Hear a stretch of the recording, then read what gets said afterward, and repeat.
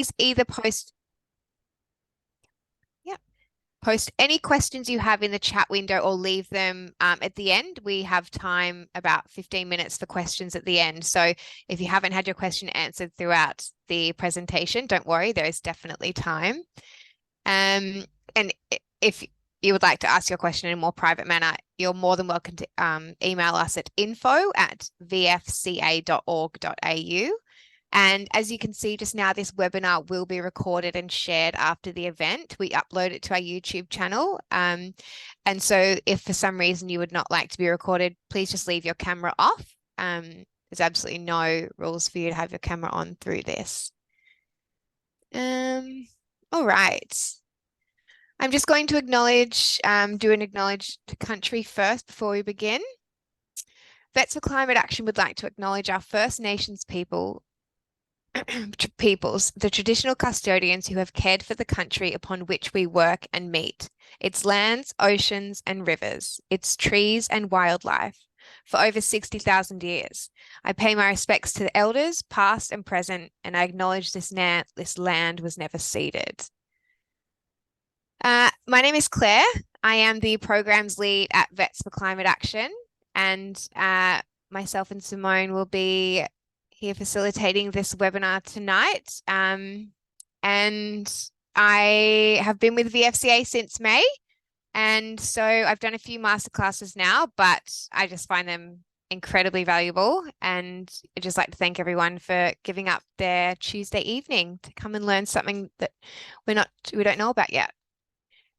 Just a quick bio of our incredible speakers tonight. So Alison, the founder of Feed for Thought, has a degree in History and Information Systems, a master's degree in International Relations, and speaks Mandarin.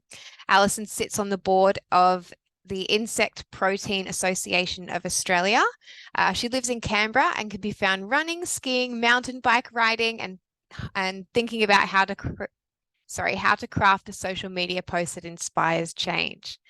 Alison founded Feed for Thought with the holder of her heart, her ex-combat dog with PTSD. Inspired by serving her country in the military and her years of working in the wild, Arctic and Antarctic, Alison created Feed for Thought to provide a service of a different kind, a service to her planet and its 2- and 4-legged inhabitants.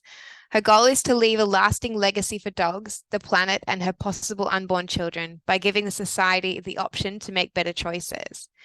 In 2019, Dr. Heidi Beruter was asked by Alison to join in her vision of creating an environmentally sustainable pet food. And since then, they have developed Australia's first complete dog food based on insect protein.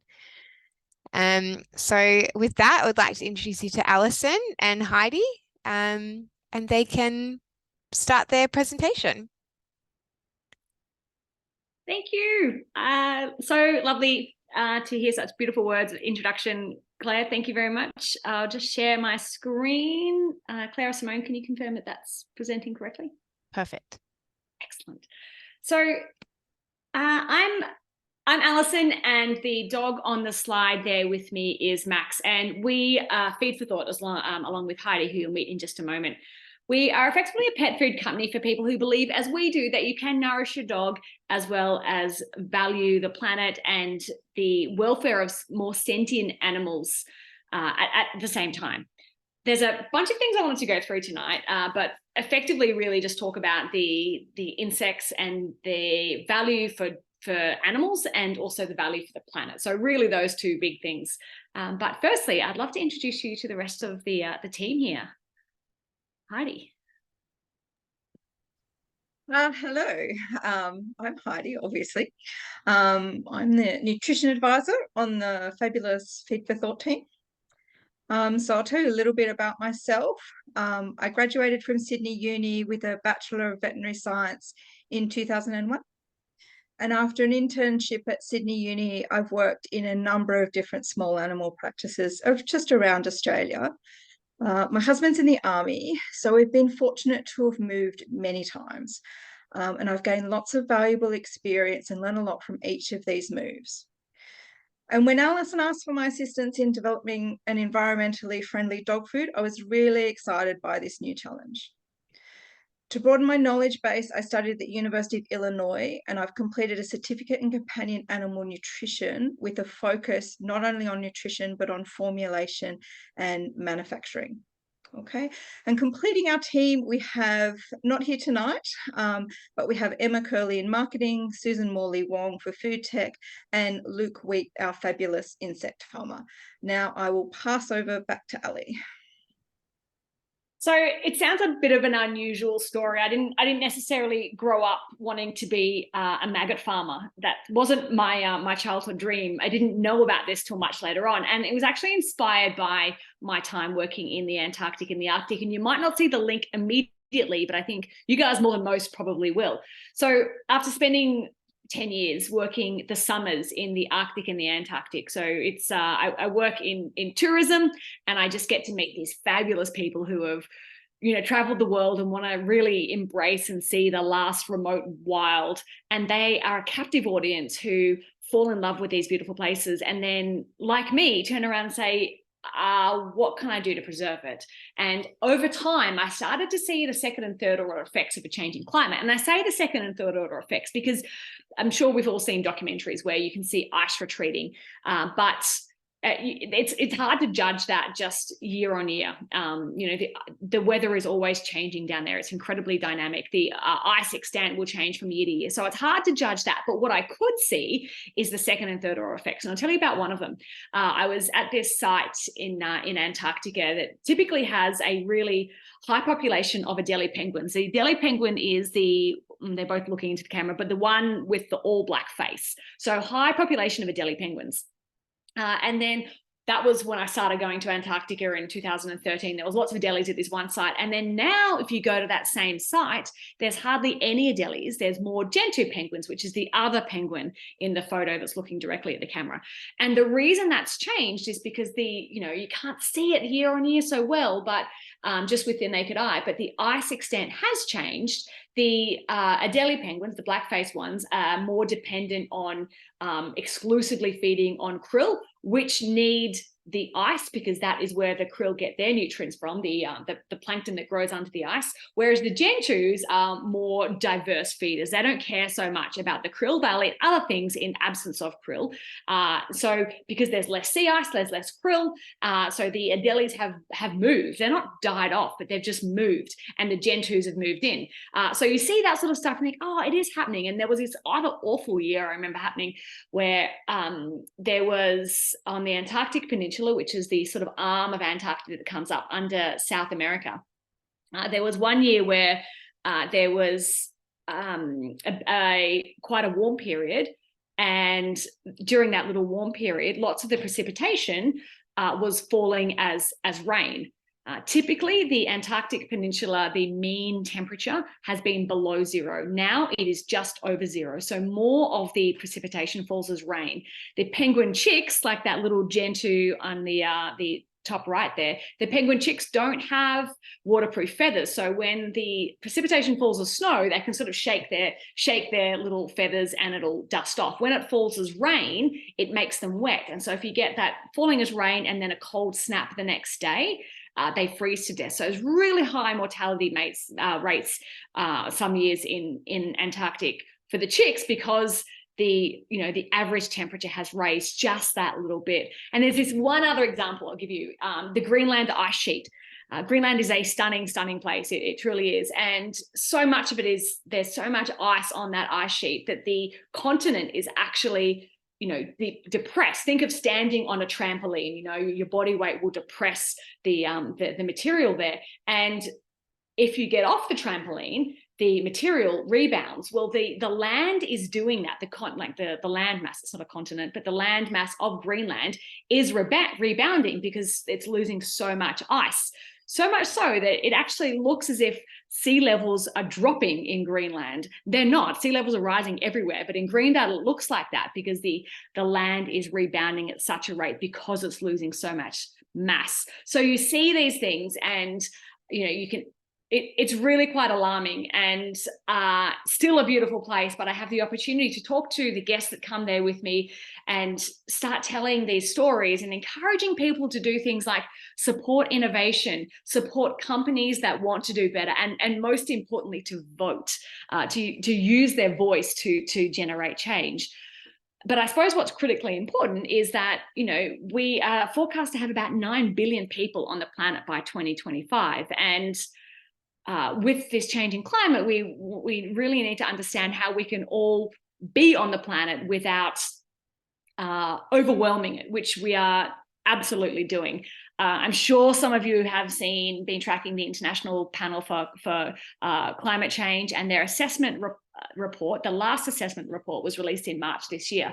I know I'm preaching to the choir here, so I will just breeze over this. But I know this affects you. I mean, one thing that Heidi tells me all the time is that vets are just a caring people, you know, and I with such a heavy heart, read about the mental health challenges in your beautiful community, because veterinarian practices, the vets and the staff there are just full of caring people who want to help others and don't always get treated with that sort of respect. But so I know this sort of data will affect you as it does me. But if we look at the current trends, which is what this busy graph did from the assessment report, it talks about what's the confidence level at which we will see the trends that are forecast. And there is high confidence that greenhouse gas emissions have contributed to the increase and historical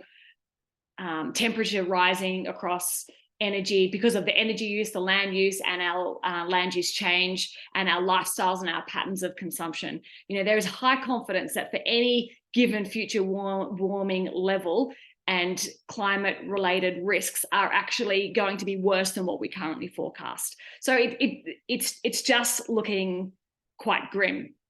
And it doesn't make me feel particularly good. So my time in Antarctica, seeing these changes and educating myself and looking at the bigger picture, I was just left with this feeling of, what do I do? How can I do something better? So I get home from Antarctica and I look at my beautiful Malinois with PTSD, who's a bit of a fussy eater, and just think, what can we do? I'd been talking about all these amazing innovations and companies that were doing good around the world. And I thought, well, maybe I can start not just talking about these things, but actually start doing something as well. So I did set up an insect farm in Canberra and really learnt about the black soldier fly larvae, about what it eats for maximum growth and efficiency, and what the nutritional makeup of it is based on what it eats or its substrate. I learned a lot about it, but then I suppose I was left with this feeling of, well, what do you do with that? And enter one concept that I really love, and I wanted to briefly talk to you about it, and that's the concept of a circular economy, which is really beautifully articulated by an economist, actually, in her book called The Donut Economy. I'm going to advance a slide and play this short video. It is the author of this book, The Donut Economy, called Kate Raworth, and she was presenting at a conference in Europe for corporates and industry. So it's very slanted towards that way, but I think that might resonate more with you guys as you're also in industry. She explains the concept of the donut economy, which will segue beautifully into the black soldier fly larvae. So hold on. Oh, back one.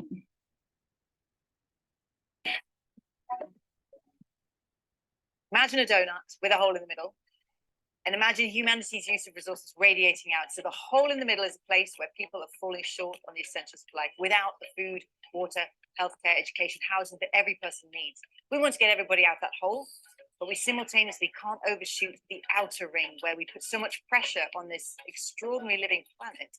We begin to kick it out of balance. We cause climate breakdown. We acidify the oceans, create a hole in the ozone layer. We push ourselves beyond the capacity of our planet. So in essence, the aim of the donut is to meet the needs of all people within the needs of the planet. And I see this as humanity's 21st century challenge. It is the direction of progress that we need to make this century. The challenge is not easy to look at.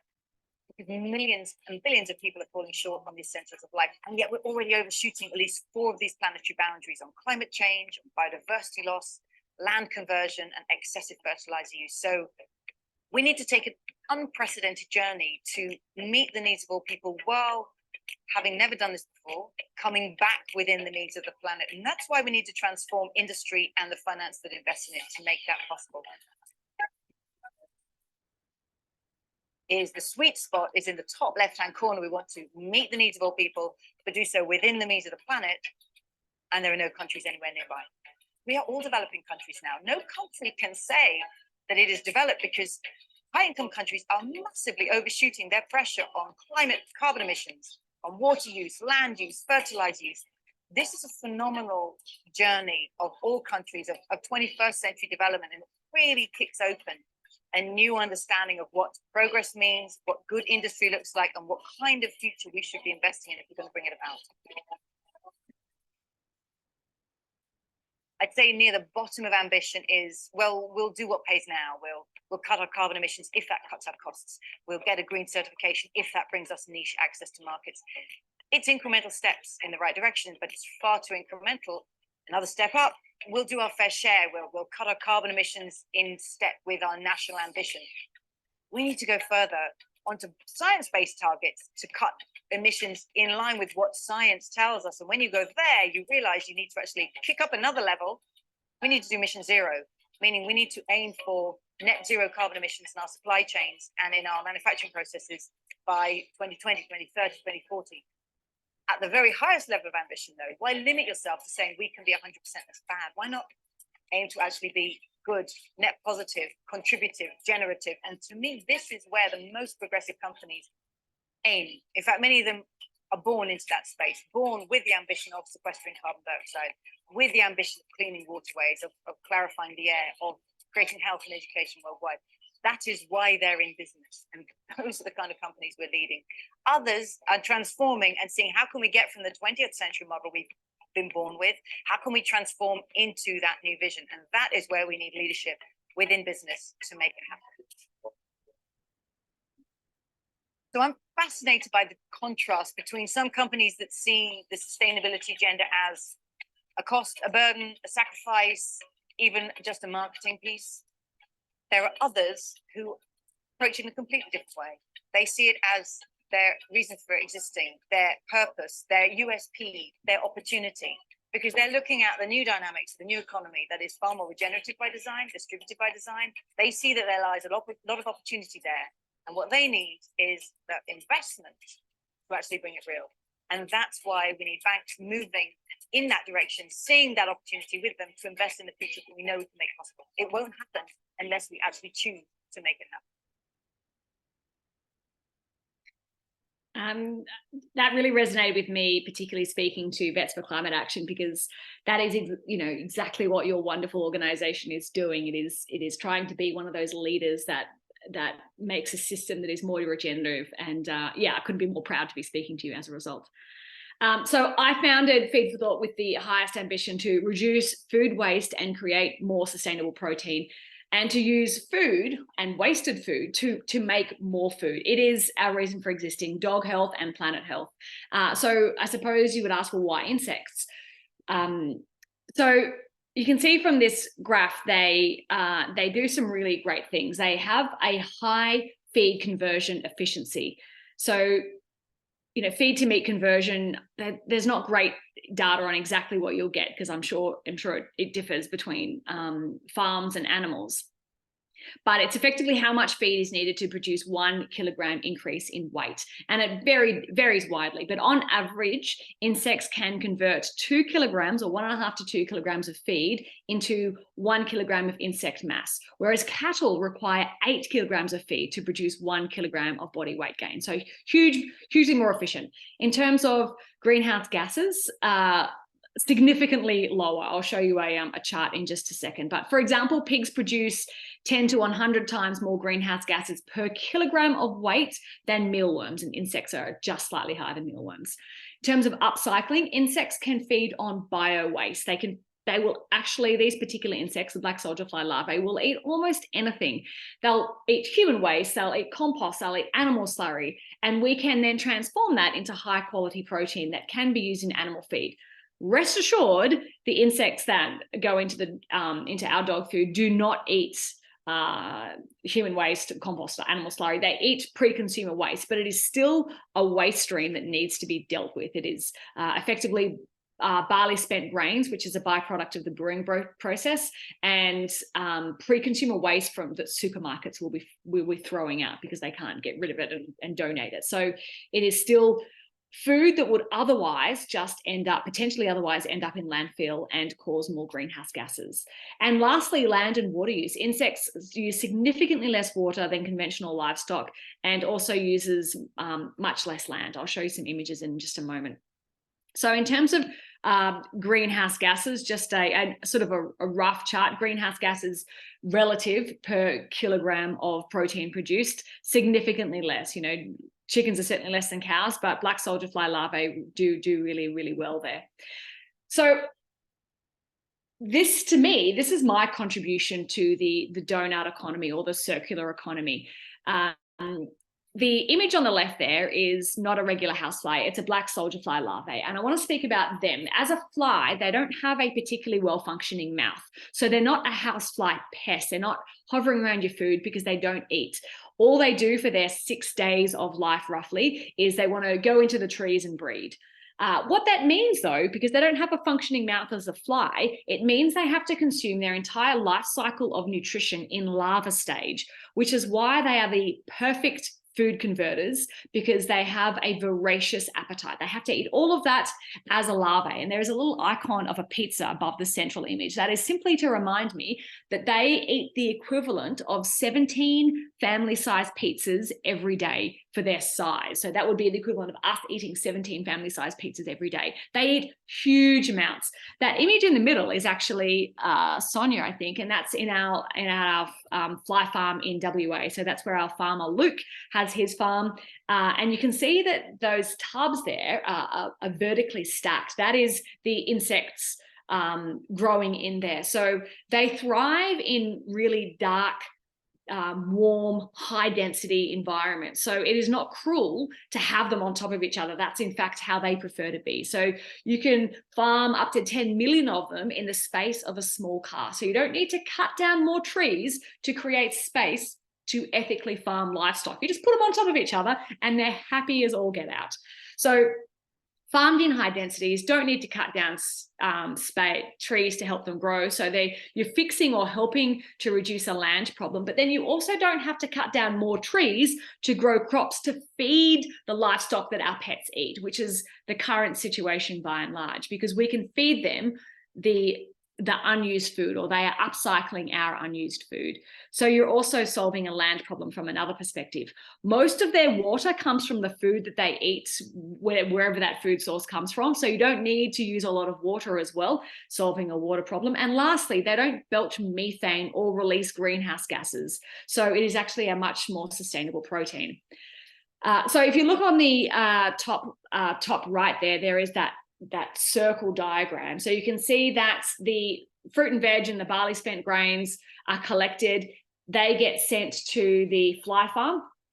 And then at that fly farm, they have like a system within a system.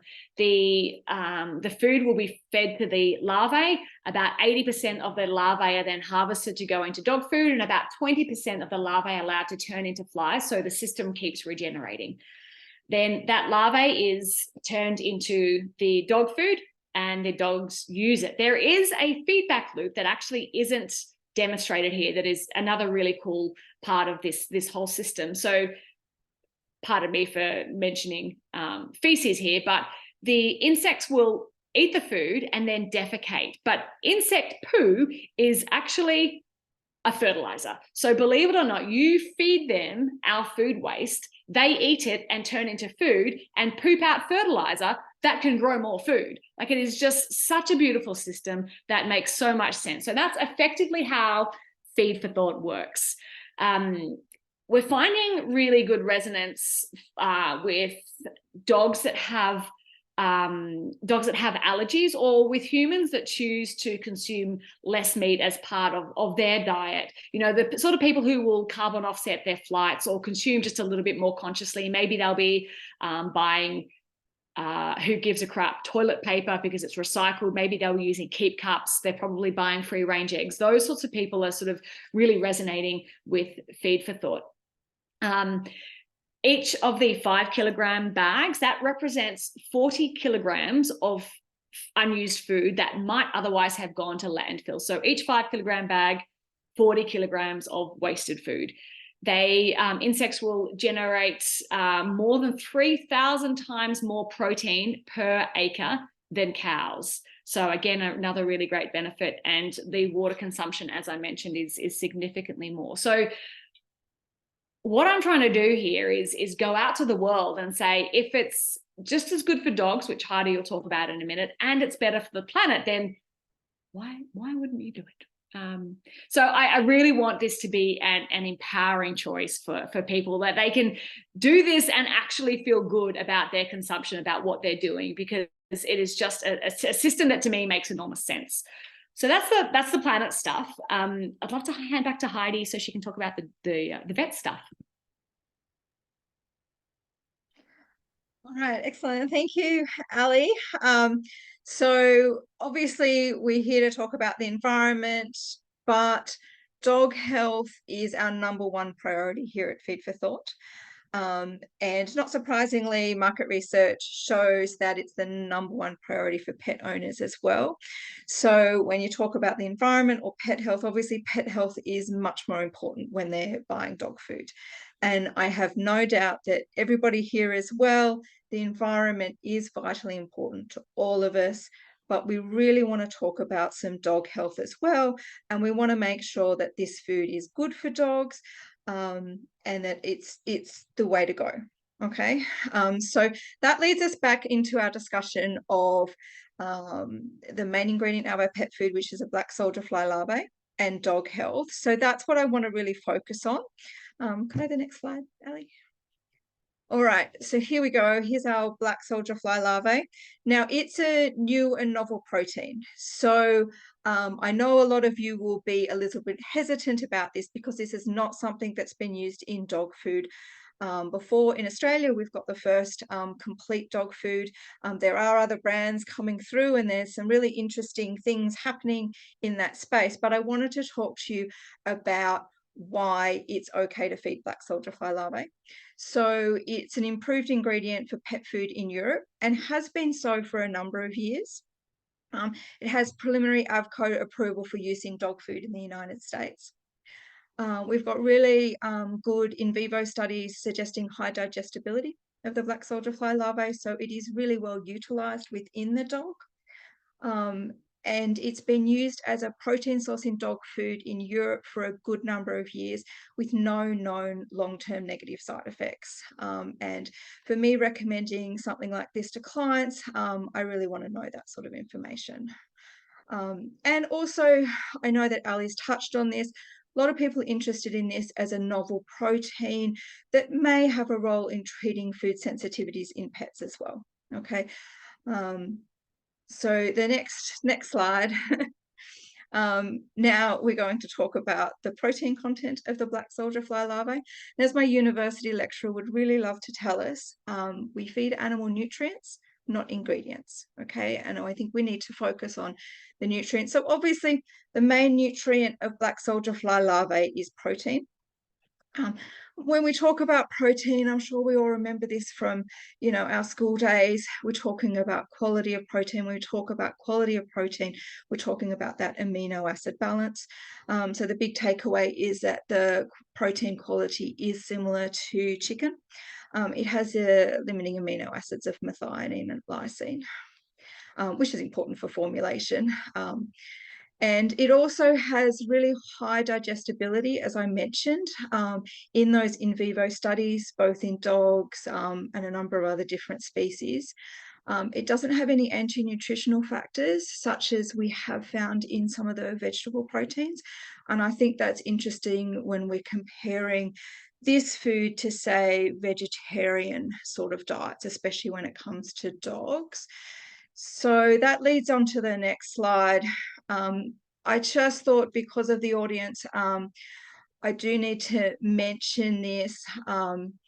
We've obviously talked about this a lot with our clients, and obviously it is important.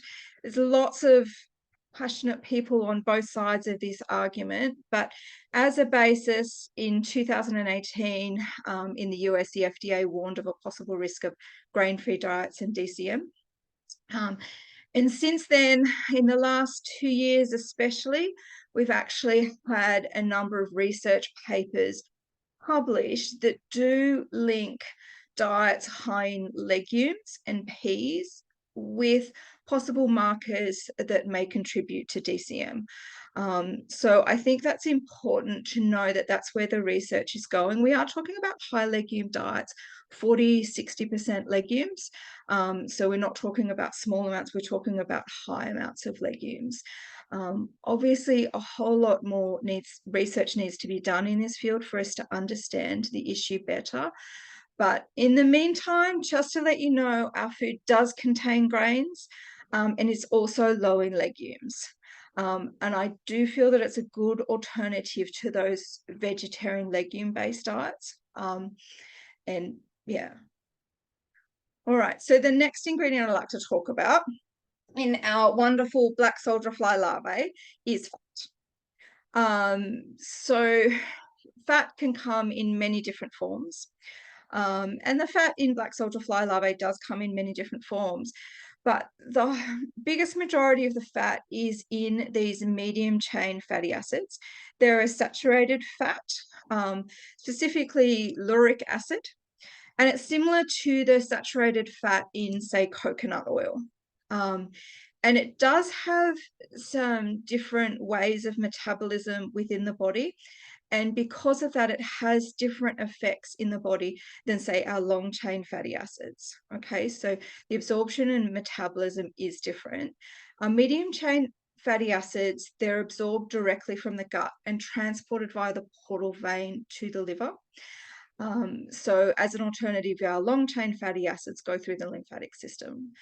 And when they reach the liver, they are really rapidly utilized for energy or converted to ketones, which can also be utilized for energy.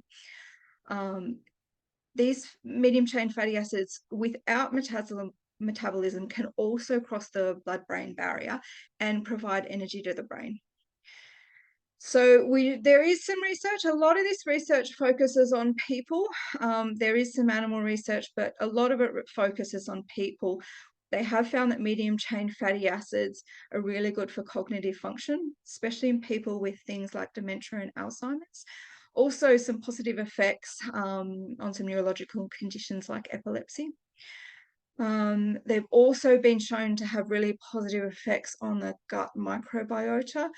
That's a really big thing in nutrition at the moment. And I think in practice also, we've obviously found that if we can improve that gut microbiota, we have fabulous positive effects on overall health. And I think it's a really big focus at the moment. I'm really interested in lots of these things, but our medium chain fatty acids actually have a really positive effect on those gut bugs. And also there's other things, immunomodulating, metabolic effects. A lot of these things are showing some evidence in people. I think really what we need is more information, and we are constantly reviewing this information, but I think it's really interesting. And our bugs, I think, are really interesting and quite good for pet health. So then we'll go on to where we're going. These are a couple of peer-researched articles that just review our black soldier fly larvae and its digestibility, and also its compatibility for and safety in dog food for use in dog foods, and including in the way we formulate. So we use an extruded dog food, so a dry dog food. So there is research suggesting its safety and its ability to be used. All right, so we can go on to where we're going and the next one. So these are really what we're talking about is what we're focusing on. And we're focusing on continuing to get information about where our clients want to go.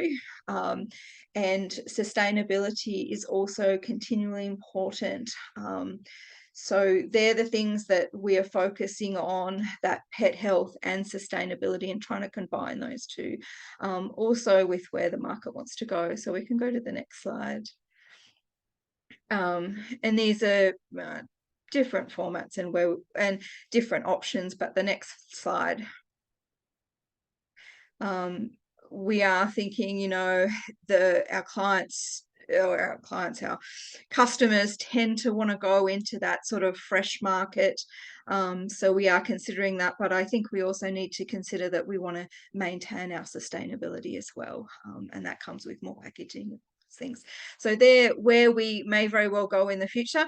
We're also thinking about cat food as well. That's always a difficult challenge. And there's a lot of people wanting me to make a wet cat food for our cats that suffer from various different allergies.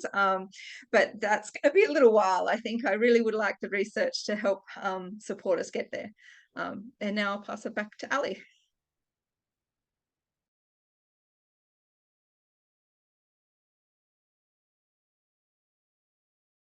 Sorry, thanks, Heidi. We do get asked about cat food a lot, but Heidi's so good at, just pumping the brakes and making sure that the research is there and that the science is there. So we'll do it when we know we can support it.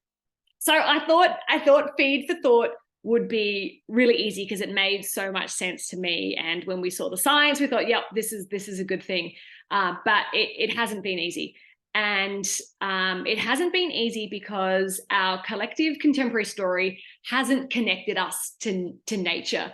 Damon Gameau, who made this incredible film about regenerating for our future, put it really well. He says that our story hasn't connected us with nature. It says that we are separate to and superior to nature. Indigenous Australians, they had a deep reverence and respect for nature. They saw themselves as custodians of our land, but that has changed largely through early religion and early science, or religion and early science. There was, even no matter what your faith is, I think this is a story you've heard. There is one God that sits outside and above nature, and he made man in his image and gave them dominion over earth. That is a familiar story. So the world was made for man to be used and our resources for development. If you advance several hundred years, this story today is so deeply embedded that the facts from our modern day science don't necessarily match our culture. The science is saying be careful of climate change, yet we are still really using all of the resources partly to support the lives that we enjoy living too. I'm not demonizing any part of our society that is providing the electricity for the house that I'm sitting in right now. We do spend up to 7 hours a day on a screen of some sort, I say, talking into one. So we're not only experiencing fewer moments in nature, but we're also being bombarded by up to 10,000 advertisements a day, largely from products inflicting even more ecological damage. We're trapped in this story, but this too is changing. We see these amazing stories about children skipping school, which is not necessarily a good thing, but the reason is, they're taking to the streets to advocate for their future. The voice of our Indigenous Australians is finally being amplified, and nature herself, through fires and storms and droughts and rising waters, is demanding respect. This new story, though, is still being written, and I've learned that not everybody cares about the ending, but enough do to start cultural change. But the story needs to be told and amplified by storytellers and artists and musicians, and those that can create this emotional connection to the living world once again. I was really humbled to, just before we started this, to be talking to Simone, one of the volunteers on tonight, and hearing about how she is going to other countries to support animal welfare, and just really having that connection to the natural world. So impressive.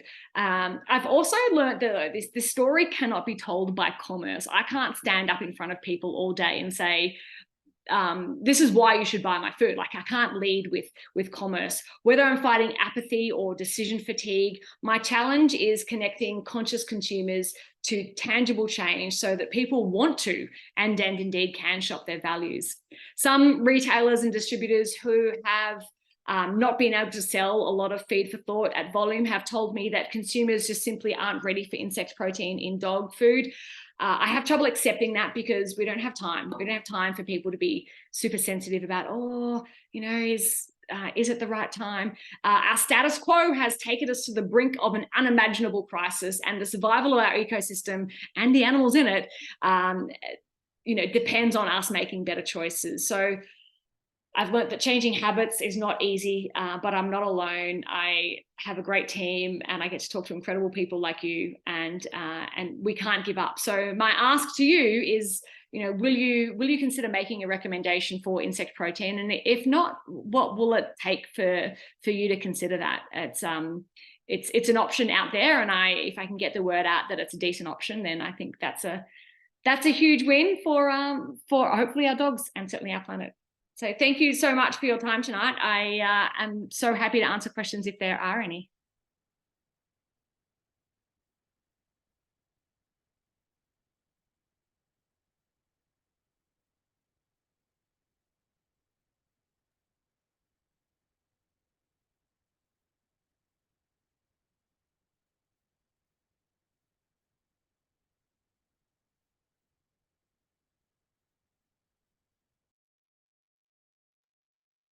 Thanks so much, Alison and Heidi. That was super interesting, very inspiring last bit, Alison. Loved it. That was great.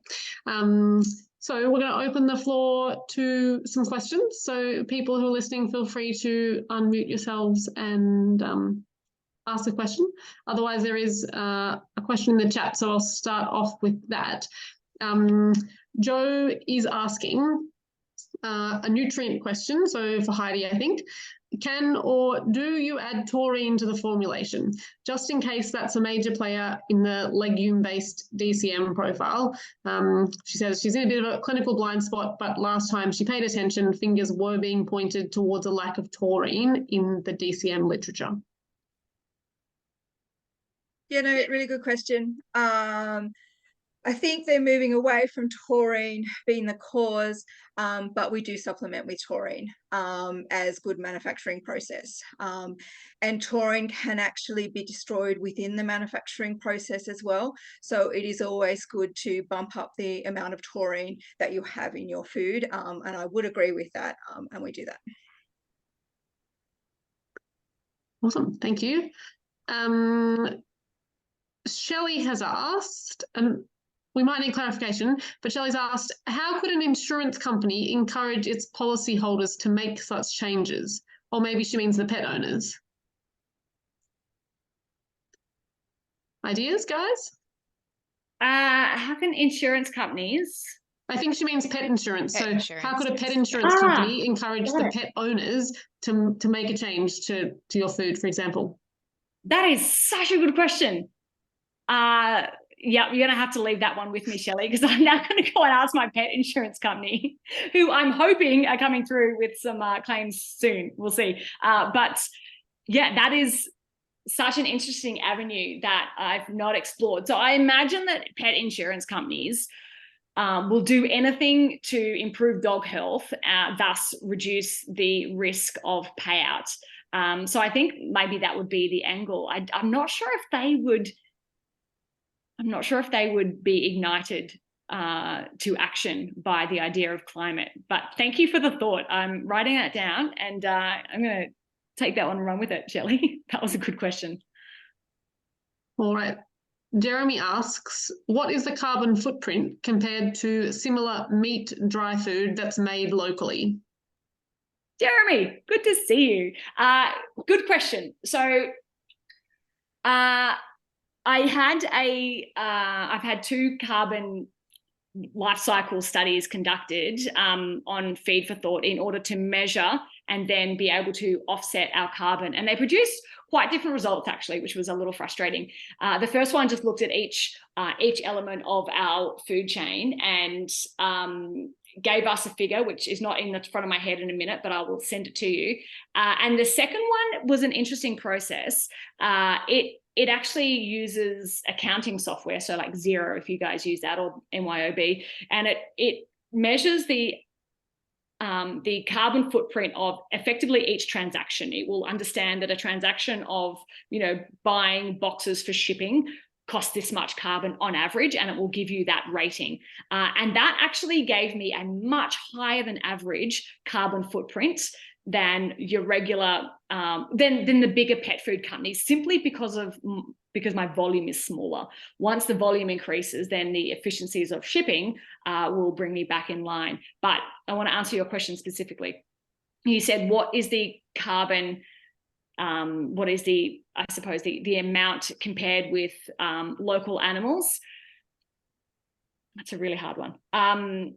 So in terms of full transparency, if you offset the amount of potential food that is decomposing in landfill and creating greenhouse gases, you probably offset a lot of that by the energy required to grow the insects at the temperature, humidity that they need, depending on where you are in the world. So if you're in the northern parts of Australia, then it is hotter and more humid generally, so you have to spend less energy on heating, but that has to come into it. So if you're doing it in the southern states, then you are going to spend a fair bit of energy that is probably going to put you on par. But if you are a bit smarter about where your insect farms are, then I think, the first analysis that I got that did compare to showed sort of less than half in terms of the amount of carbon emissions. The one bit of data I will give you, so that 40 kilograms of unused food is upcycled to create a 5 kilogram bag, and that's also equivalent to powering a house. So the greenhouse gases that would have been emitted based on the food decomposing in landfill for that one bag is the same as powering a house for 6 days. Let me get you those figures, Jeremy. I've got your email address, so I'll send them to you as well. Awesome. Thanks, Alison. I've got a question from Emily, who says she's a dog owner, not a vet, but she does work with a dog trainer who has the perspective that diet is connected to behaviour and recommends a meat diet. And she says, can she please ask, is there any research on this? Maybe one for you, Heidi? Yeah, no, it's really interesting. I certainly, in this field of nutrition, there are so many people passionate about so many different ways to feed a dog. There's no right or wrong answers with this. In my experience, I don't find that diet and a high meat-based diet will effectively change a dog's behavior or influence a dog's behavior.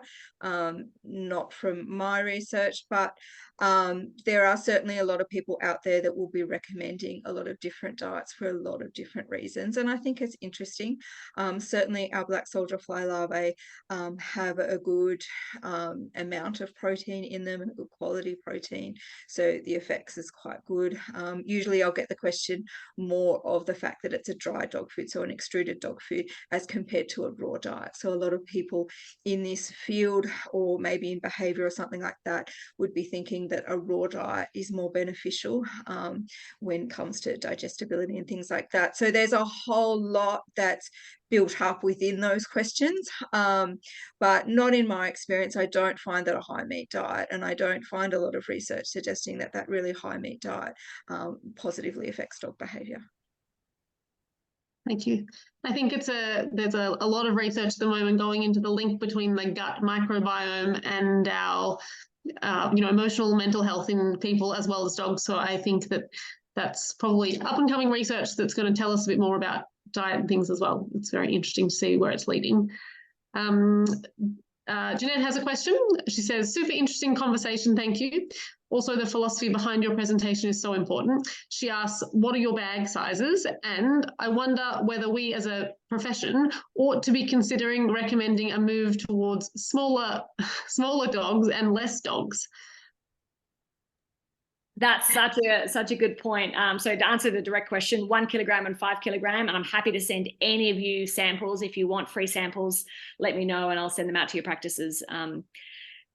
quickly. But so I've read a fair bit of research that says that 20% of the meat that we grow goes to our pets.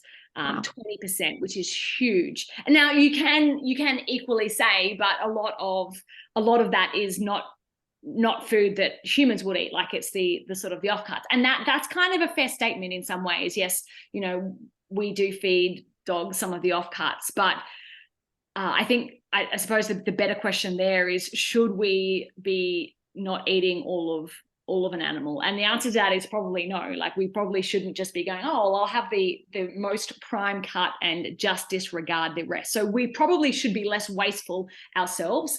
And if we were, though, then we would have less meat, less leftovers to feed the dog. So in that sense, yeah, maybe we should have less dogs. But I don't know, it gets into super sketchy territory, because I've heard people say, and I'm not in any way saying this at all, but I've heard people say you should say that about kids too. And I don't think that's the answer. I don't think that restricting dogs or kids is the answer. I think that finding better ways to live on the planet within the ecosystem is the answer there. I think that's where we should go first anyway. Does that make sense? Good answer. You might put us out of a job too, Jeanette, although at the moment I suppose we're pretty busy, so a few less dogs wouldn't be a terrible thing. Tori asks, she's a vet nurse, and she's keen to start the conversation with clients about the transition onto this type of diet. Do you guys have any tips on how to confidently discuss with clients how to probably manage that transition? And are you planning any larger bags for the future? I'll speak to the larger bags in the future. Yes, as soon as there's demand, I'll make a 15-kilo one. Easy. And Heidi, do you want to speak to the conversation with clients part? Yeah, transitioning to this diet is like transitioning to any diet. We should do it slowly. We should do it over a week. We should introduce it slowly. It actually, surprisingly, or maybe not surprisingly, has really high palatability. So most dogs will effectively enjoy it. Yeah, but just like any diet, slow transition. It doesn't look like we've got two products actually. We've got the extruded dog food. Watch this space, where we are definitely looking in the fresher market as well. But we've also got an air dried product, and it's like a meal topper. And the extruded dog food just looks like dog food. You can't tell it's got insects, and it smells probably less meaty, and it is meat, but it smells more earthy, if that makes sense, than sort of raw meaty. And then the topper is dehydrated and then ground insects. And that is probably a bit of a harder sell if someone's a bit squeamish. The dogs won't care. The dogs love it, but it's the people who are going to be squeamish. And because that looks like, if you get a bigger chunker, you can tell it's a bit of an insect. So maybe don't start with the air dried. The air dried's super cool. Very cool. All right. Glennis asks, any thought on the environmental footprint comparison compared to a vegan dog food? Great question. I don't have the stats, but I'm so sorry I don't, but I really want to go and get them now. So I can't answer that. That's okay. We can follow up, Alison, if you want to answer any of these questions. We can send out an email to everyone who watched the webinar. Mm-hmm. No pressure. And then we've got another question from Jo. She says she sees a lot of skin dogs in Cairns, and she does a lot of rule-out diet trials, don't we all? Crocodile is pretty expensive and has a social/ethical ick factor. Goat is hard to source. Other novel proteins aren't novel anymore because of the huge variety in commercial feed nowadays. So for these clients, is this the sort of feed we could use for a diet trial? And do you offer a palatability guarantee? Yes, I have a palatability guarantee. It is a zero waste, 100% money back guarantee. If your dog doesn't like it, please just donate it to another dog, so it doesn't just, I'll give you your money back, but just don't throw it in the bin. Like, make sure it goes to a home or something. Heidi, do you want to speak to the other part? Yeah, I can talk a little bit about novel protein diets and using this for a roulette. It is a novel protein. There is a little bit of legumes in there. There's a little bit of grain as well. So it is suitable for use in that instance. I do want to preface it with that. While it's a novel protein, it may not necessarily be less allergenic than other proteins as well. There is a little bit of link with crustacean allergy in people. So I always just keep that in mind.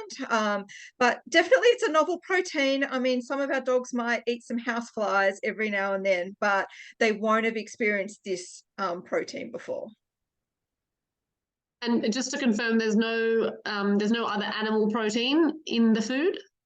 No other animal protein in the food. Awesome.